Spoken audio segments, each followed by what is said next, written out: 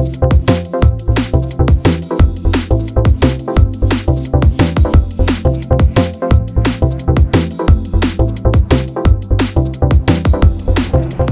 again, everyone, and welcome back to SFF180.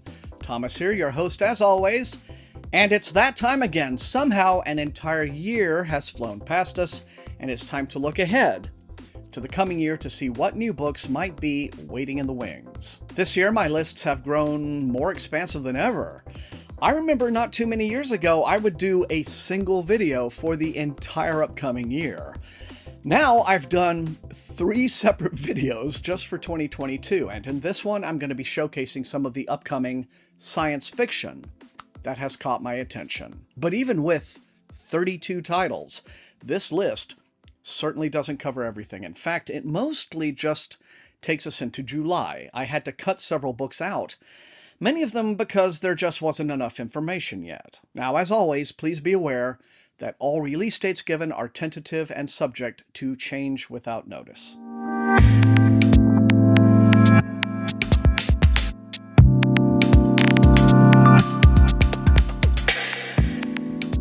January starts with 2 intriguing titles on the 11th. From Tor.com Publishing, Scott Moore's Battle of the Linguist Mages, described as Snow Crash meets Gideon the Ninth. It's set in a near-future California in which the development of the arcane art of combat linguistics sets the stage for a future totalitarian empire. And from Angry Robot, Ron Walter's Deep Dive is another gaming-themed story in which a developer, beta testing a revolutionary new VR headset, finds himself trapped in the virtual world when the headset malfunctions. On January 18th, T.R. Napper's 36 Streets is a fast-paced cyberpunk adventure set in Hanoi, described as the Wind-Up Girl and Altered Carbon meet Apocalypse Now. Once again, offering a gaming theme, it's about a local gangster and a British game developer seeking clues to a murder, while the city is becoming strangely addicted to an immersive simulation of the Vietnam War. Also on the 18th, in How High We Go in the Dark, debut author Sequoia Nagamatsu offers a work of literary spec-fic for fans of Cloud Atlas and Station 11, a spellbinding and profoundly prescient debut that follows a cast of intricately linked characters over hundreds of years as humanity struggles to rebuild itself in the aftermath of a climate plague. On January 25th, Tochi Onyebuchi returns with Goliath, his first adult science fiction novel. Set in the 2050s, it's a sweeping SF epic in the vein of Samuel R. Delany and Station 11, when the wealthy and privileged have left the Earth for space colonies, and those left behind try to renew and rebuild what is left among the crumbling infrastructure. On February 1st, Essa Hansen returns with Azura Ghost from Orbit Books, a sequel to her acclaimed space opera debut, Nofek Gloss. And on the same day, Delilah S. Dawson's The Violence is a book not for the faint of heart, but one that follows the journey of survival, resilience, and self-discovery among 3 generations of abused women as a sudden rage virus pandemic sweeps the nation. On February 3rd, in the UK, the always inventive Adam Roberts is back with a book that probably has my favorite title of the year. The This is about an exciting new social media app that you inject into the roof of your mouth, and then it grows into your brain. From there, the story somehow works in a robot invasion of the United States and a space battle against a far-future AI hive mind. With Adam Roberts, you always expect the unexpected.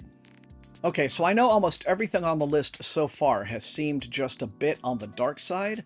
So if you're just looking for action and excitement and fun times, Angry Robot releases Bluebird by Ciel Pierlot on February the 8th, in which lesbian gunslingers fight spies in space. I mean, what more do you need? On February the 15th, Edward Ashton's Mickey 7 is the story of a clone working in a struggling distant space colony who goes into hiding, refusing to be recycled when it's time for his replacement clone, Mickey 8, to become operational. Now, to me, this one very much has echoes of the movie Moon.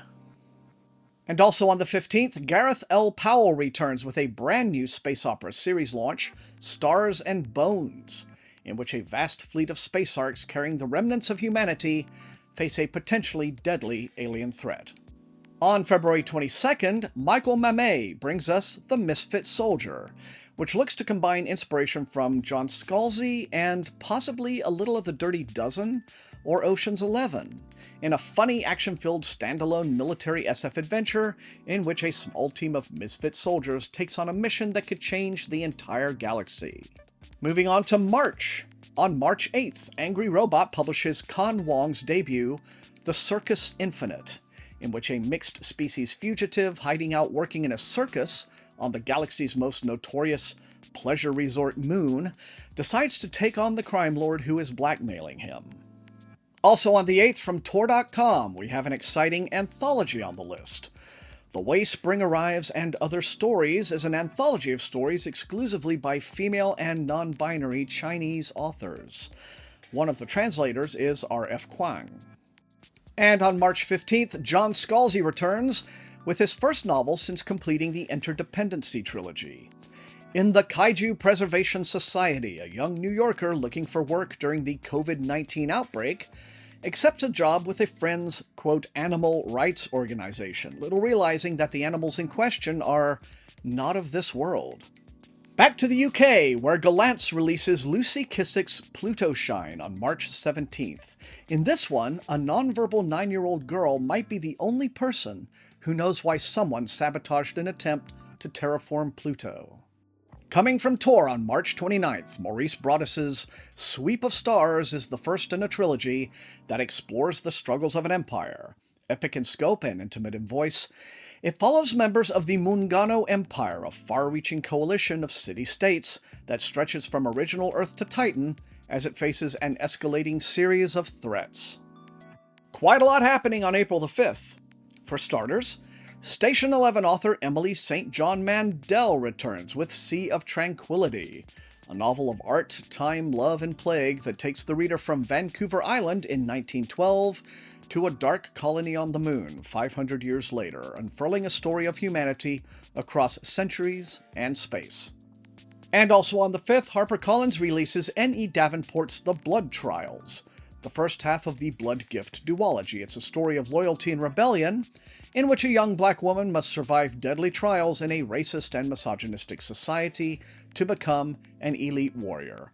Now, this is a story that seems to be blending science fiction and fantasy pretty equally, so technically you could call it either, but I decided to add it here. Finally, on April 5th, debut author Adam Oyabanji releases Breaking Day through Daw Books.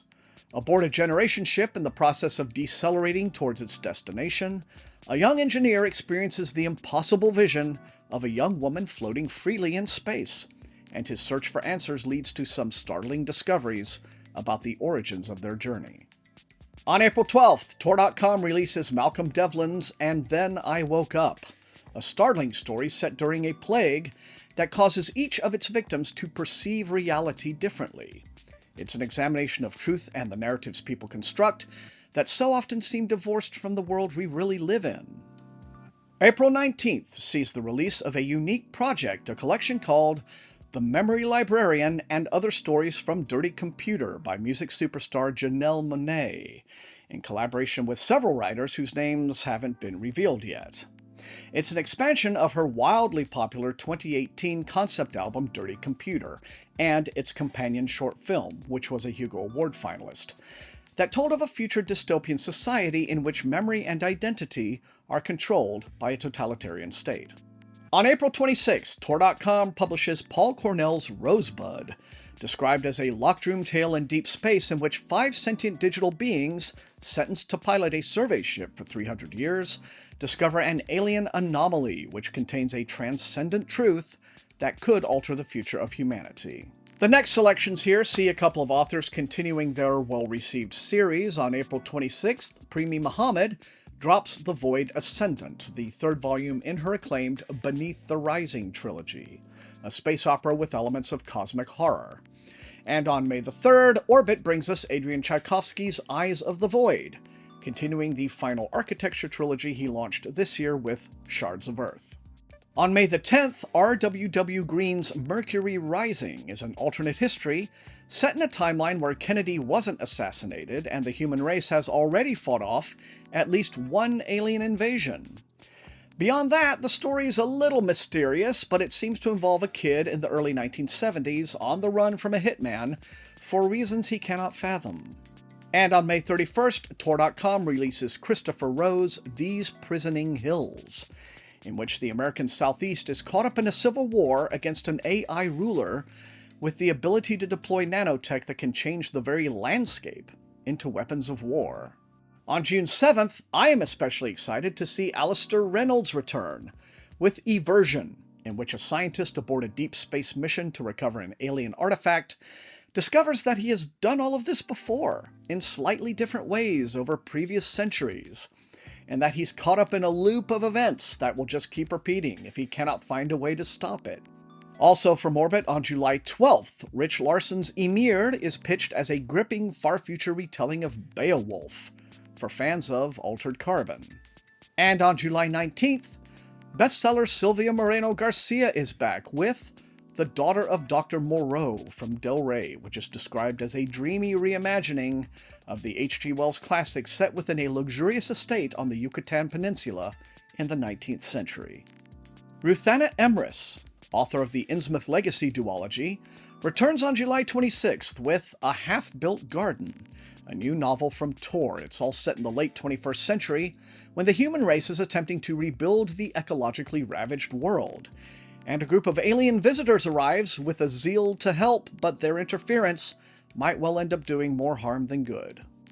And finally, September 27th will see the release of A Brief History of Living Forever, a near-future dystopia by Czech author Jaroslav Kalfar. In an authoritarian 2029 America, a young biotech researcher reunites with the Czech mother who had to give her up at birth. But when her mother suddenly dies, she discovers it's gonna be a fight to get her remains returned to the Czech Republic. Now, Kalfar made a splash a few years ago with his novel Spaceman of Bohemia, which is being turned into a Netflix movie next year with Adam Sandler. And there you have it, everyone. 32 science fiction or SF-adjacent spec fic novels coming your way in 2022. It's a lot, and it's barely everything, and though I will probably not manage to read them all, I definitely plan to give it my very best attempt. Now, remember to be back here tomorrow and Wednesday morning for my anticipated horror and anticipated fantasy videos, respectively. So what SF titles are you looking forward to next year? And please, SF only in the comments for this video. I promise you'll have a chance to geek out to your heart's content about fantasy and horror in those videos. Okay? Anyway, if you enjoyed watching, please hit the like button, share the video far and wide with all of your SFF reading friends, and above all, please subscribe. If you have not done so, that is how the channel grows. You can also support the channel at my TeePublic store and at my Patreon, where recruits into Wink's Army get little perks like getting to see early access on some of my videos. I want to thank all of those amazing people for their additional support, because I use the Patreon money to pay my thumbnail artist, my wonderfully gifted channel artist, Matt Olson, for all the great work that he does for me, dressing up my channel with beautiful drawings. So thank you again for all of that extra support. It's greatly appreciated. I want to thank all the rest of you guys for being the very best viewers in all of BookTube, and until I see all of you next time, please stay safe and healthy, and happy reading.